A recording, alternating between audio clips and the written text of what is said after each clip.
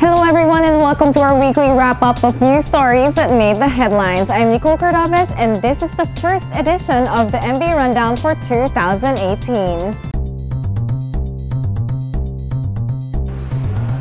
Data from the Department of Health showed that the number of firecracker-related injuries doubled after the celebration of New Year's Eve at 12 a.m. of January 1. According to the Aksyon Paputok Injury Reduction 2017 report number 12, 362 firecracker-related injuries were recorded from 6 a.m. of December 21, 2017 to 6 a.m. of January 2, 2018. This means that 171 cases have been added to the 191 injuries reported from December 21, 2017 up to the new year in January 1, 2018. Still, the DOH reported that it is still lower than what was recorded in the previous years. On January 1, a 68% reduction in the number of firecracker-related injuries were recorded, which is also the lowest in history. Health Secretary Francisco Duque III said that the government's campaign against fireworks has reduced the number of injuries. The DOH is also grateful for the strong cooperation of local government units and other government agencies for this success. Under the executive order, the use of firecrackers shall be limited to community fireworks displays, which must be under supervision of a trained individual. On the other hand, pyrotechnic devices may still be used outside community fireworks display areas. And good news for the new year. The DFA started processing Wednesday Philippine passports valid for 10 years. The DFA added that regular release schedules of passports would be observed for regular applications made from all its issuing units.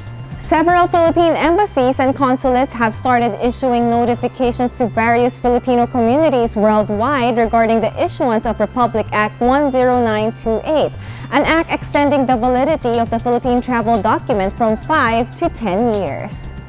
The Foreign Affairs Department had earlier said that the new Philippine passport will retain the 950 peso processing fee and is not expected to increase in the meantime. It was learned that additional fees would be imposed in the future for passports that will have enhanced features. However, one issue that the DFA has yet to address is the long queue on its online scheduling system, which could take an applicant from 3 to 4 months to avail of an open application slot. Bills legalizing civil partnership of couples of the same sex and granting a more liberal approach in the annulment of marriages are now in the same league as the charter change measure in terms of congressional priorities. Principal author of the two controversial measures, Speaker Pantaleon Alvarez made this distinction for the three legislative proposals as he admitted in an interview that he has no qualms about marrying his girlfriend notwithstanding his marriage with his estranged wife.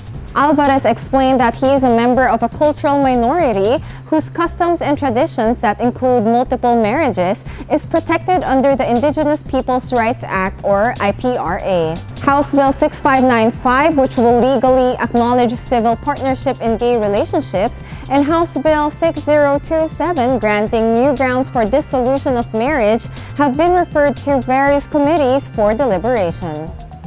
Alvarez revealed that during committee hearings conducted in Filipino communities in Hong Kong, Japan, and Dubai, massive support for House Bill 6595 was highly noticeable. Alvarez also said the current legal processes for legal separation and annulment of marriage are expensive, tedious, and slow.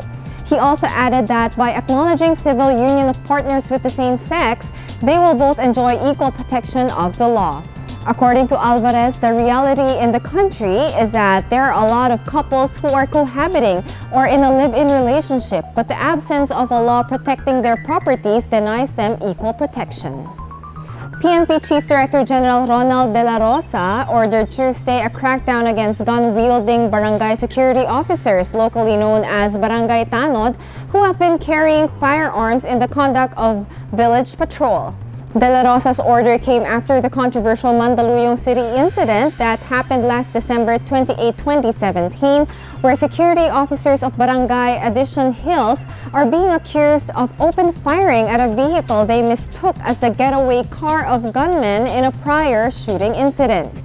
Initial investigation disclosed that the Barangay Tanod were duped by a group of men presumed to be the alleged suspects in an earlier shooting, that the white car leaving the area are carrying the gunmen.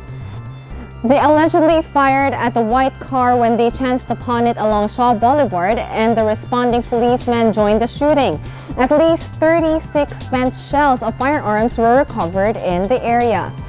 De La Rosa's statement somehow confirms earlier reports that some mayors may have been allowing barangay security officers to carry guns and even providing firearms for them. South Korea has proposed high-level talks with North Korea next week in response to Kim Jong-un's offer of an olive branch of peace and a dialogue with Seoul.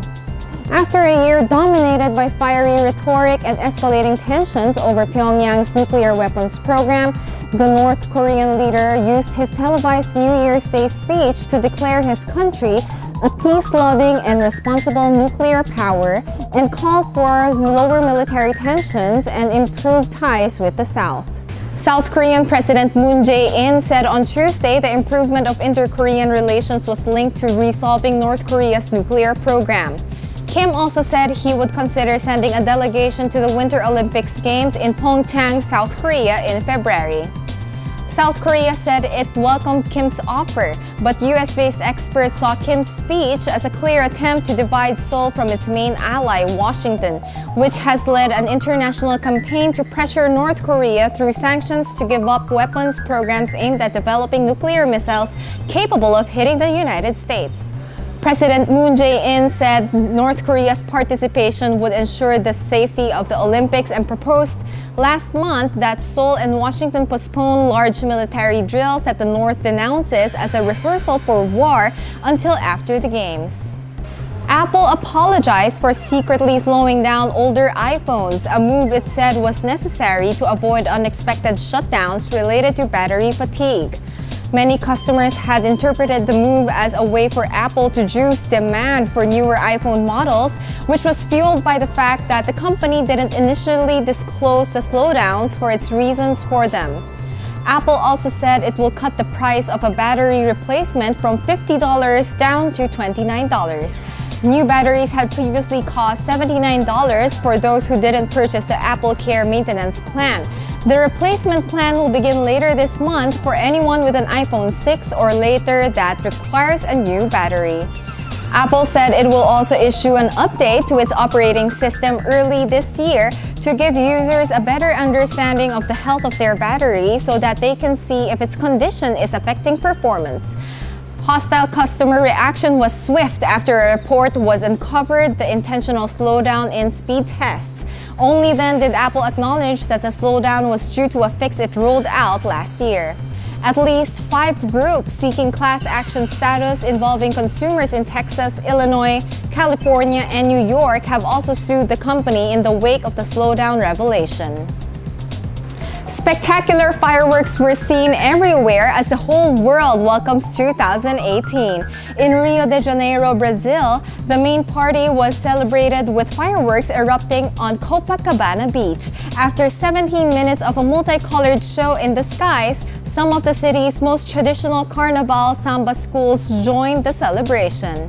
In the Middle East, Dubai's Burj Khalifa has again served as the focal point of New Year's Eve celebrations. Authorities decided against fireworks and chose a massive LED light show on it instead. That was in part due to safety in the city-state in the United Arab Emirates, which saw a massive skyscraper fire on New Year's Eve in 2015. The display running down the east side of the tower showed Arabic calligraphy, geometric designs, and a portrait of the late Sheikh Zayed bin Sultan Al Nahyan, the UAE's first president. In the US, thousands of New Yorkers flocked to the Times Square to witness the ball drop and welcome the new year. Singer Mariah Carey performed a few of her hit songs and redeemed herself from the blunder she experienced last year. In Hong Kong, the Victoria Harbour lit up as synchronized fireworks put color in the Hong Kong skyline in the tune of Auld Lang Syne. Pag-asa says Filipinos are in for several spectacles of the evening sky with the occurrence of a total lunar eclipse, a blue moon, and a meteor shower just this month. A lunar eclipse on January 31 will be visible throughout the country. It will also be visible from Western South America, North America, the rest of Asia, Australia, Middle East, Eastern Africa, Eastern Europe, Pacific Ocean, and Indian Ocean. Pag-asa said the eclipse will begin at 6:49 p.m. on January 31 and will end at 12:09 a.m. on February 1. It noted that the greatest eclipse will occur at 9:29 p.m.